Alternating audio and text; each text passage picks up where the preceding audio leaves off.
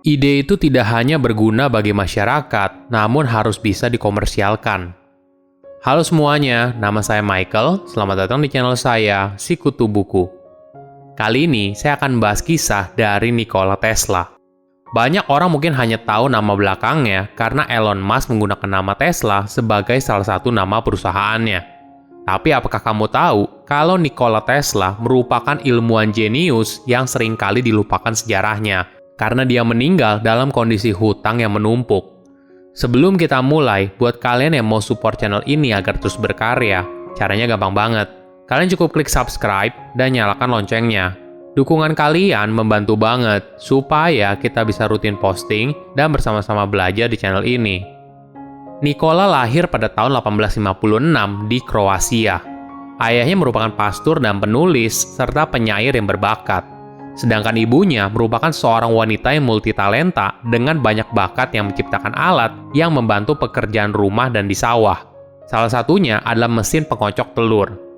Insting penemuan Nikola banyak dipengaruhi oleh ibunya. Sejak kecil, Nikola sudah menunjukkan bakatnya yang unik untuk anak seusianya. Dia bisa menghafal seluruh buku dan menyimpan tabel logaritma di otaknya. Bukan hanya itu, Nikola juga dengan mudah belajar bahasa asing baru, dan kalau dia sudah terobsesi pada satu hal, dia bisa bekerja siang dan malam dengan hanya sedikit waktu tidur. Nikola kecil juga sudah punya mimpi dan ambisi yang besar. Setelah melihat foto dari air terjun Niagara di Amerika Serikat, dia bilang ke pamannya kalau suatu hari Nikola akan memasang sebuah roda besar di bawah air terjun Niagara dan kemudian memanfaatkan energinya. Puluhan tahun kemudian, mimpi tersebut diwujudkan olehnya. Nikola memulai pendidikannya di rumah dan kemudian mengikuti kegiatan belajar di gimnasium di Karlstad, Kroasia. Tanda awal kejeniusannya, dia mampu melakukan perhitungan kalkulus integral di dalam pikirannya, hingga membuat gurunya curiga kalau Nikola curang. Jika soal urusan matematika dan sains, dia sangat bergairah dan bertekad untuk menjadi seorang insinyur. Namun ayahnya terus mendesak Nikola untuk mengikuti jejak ayahnya sebagai pastor. Pada akhirnya, ayahnya mengizinkan Nikola untuk mengejar mimpinya dengan bersekolah di Sekolah Politeknik Austria di Graz untuk belajar soal teknik mesin melalui jalur beasiswa. Pada tahun pertama, Nikola tidak pernah sekalipun bolos dan mampu meraih nilai tertinggi. Di tahun kedua, dia mulai berselisih paham dengan profesornya soal hal permesinan. Hingga akhirnya, dia kehilangan beasiswanya di akhir tahun kedua dan malah menghabiskan waktu dengan berjudi. Mendekati akhir tahun ketiga, Nikola sudah tidak lagi mengikuti perkuliahan dan drop out di tahun berikutnya. Ini merupakan salah satu momen depresi beratnya dan bukan yang terakhir. Nikola kemudian mendaftar di Universitas Praha, di mana dia meningkatkan pengetahuannya tentang mekanika gelombang dan secara tidak langsung terkait arus listrik AC saat bekerja dengan Profesor Ernst Mach. Setelah dari universitas pada tahun 1881, Nikola mendapatkan pekerjaan sebagai tukang reparasi saluran telepon. Tentu saja, dia sering mengotak-atik peralatan dan membuat pengeras suara yang mengulangi dan meningkatkan sinyal transmisi. Sebenarnya, Nikola telah menemukan sesuatu yang menjadi cikal bakal dari loudspeaker. Namun karena kurangnya perhatian soal bisnis, Nikola tidak pernah mengajukan hak paten atas karyanya. Pada tahun 1884, Nikola pergi ke Amerika Serikat dan tiba di New York dengan uang 4 sen dan sebuah surat rekomendasi dari mantan bosnya untuk bekerja di perusahaan Thomas Alva Edison. Mantan bosnya bahkan memberikan penilaian yang sangat tinggi kepada Nikola. Dalam suratnya ditulis kalau ada dua orang hebat yang diakui oleh mantan bosnya, yaitu Edison dan Nikola. Surat itu lalu membantu Nikola untuk mendapatkan pekerjaan di perusahaan Edison. Awalnya Edison ragu atas pekerjaan yang dilakukan oleh Nikola, namun akhirnya diterima. Selama kurang dari setahun, Nikola bekerja di laboratorium Edison dan sering berinteraksi dekat dengan penemu Amerika yang terkenal di dunia. Walaupun Nikola banyak berjasa dalam meningkatkan dan merancang banyak mesin baru untuk Edison, dia tetap dibayar rendah dan tidak dapat mencapai ambisinya yang lebih besar.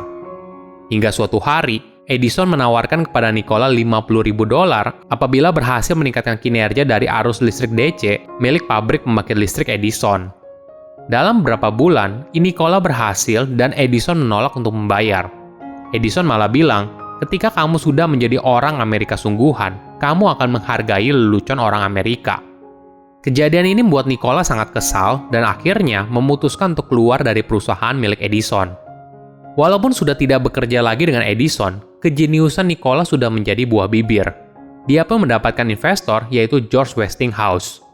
Ketika Edison membanggakan soal arus listrik DC-nya, Nikola punya pendapat berbeda, yaitu arus listrik AC. Jadi, Edison mengembangkan direct current atau dikenal dengan arus listrik DC yang bergerak satu arah dan ini merupakan standar listrik pada masa itu. Namun ada masalah utama, yaitu arus listrik DC tidak mudah diubah ke tekanan listrik yang lebih tinggi atau rendah. Nikola lalu memperkenalkan alternating current atau dikenal dengan nama arus listrik AC. Ini merupakan arus listrik yang sifatnya bolak-balik dan mampu diubah ke tekanan listrik yang lebih tinggi atau rendah dengan mudah. Walaupun hubungan Edison dan Tesla sering dipersepsikan sebagai dua pihak yang bermusuhan, tapi sebenarnya hubungan mereka adalah love and hate relationship. Ketika laboratorium Nikola terbakar, Edison meminjamkan lab untuk Nikola. Sebaliknya, saat sebuah konferensi di mana Nikola menjadi pembicara, ternyata ada Edison di dalam kerumunan. Nikola lalu menyebut nama Edison di depan panggung dan para penonton memberikan tepuk tangan kepada Edison. Jadi, walaupun awalnya Edison mengabaikan Nikola, tapi pada akhirnya dia mulai menghargai kejeniusan dari Nikola. Ada fakta menarik soal Nikola. Dia adalah orang yang jenius dan Nikola bahkan pernah bilang kalau dia bisa mempercepat 90% kerja keras Edison dengan teori dan kalkulasinya. Tetapi apa yang mungkin kurang dimiliki oleh Nikola dibandingkan oleh Edison adalah pemikiran sebagai pebisnis.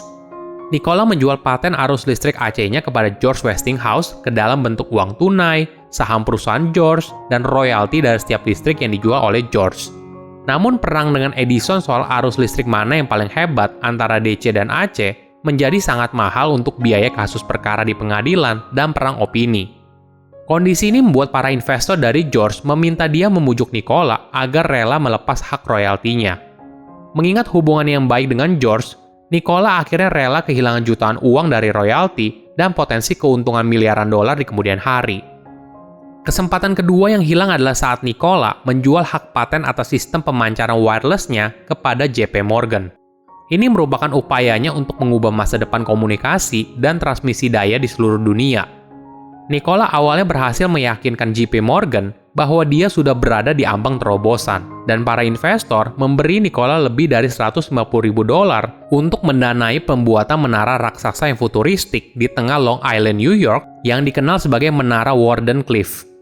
Namun, para investor mulai meragukan Nikola saat pesaingnya yang merupakan sama-sama penemu bernama Guglielmo Marconi berhasil lebih dulu membuktikan teknologi radionya.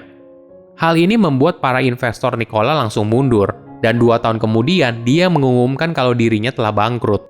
Padahal Marconi bermain curang dan menggunakan puluhan hak paten Nikola untuk menyelesaikan teknologi radionya. Tapi karena Marconi punya koneksi yang kuat dan dana yang besar, Nikola terpaksa harus menelan pil pahit kekalahan. Hingga akhirnya, Nikola meninggal dunia di sebuah kamar hotel sendirian, depresi, dan kondisi keuangan yang berantakan. Sebuah penemuan walaupun berguna bagi dunia, namun harus bisa dikomersialkan.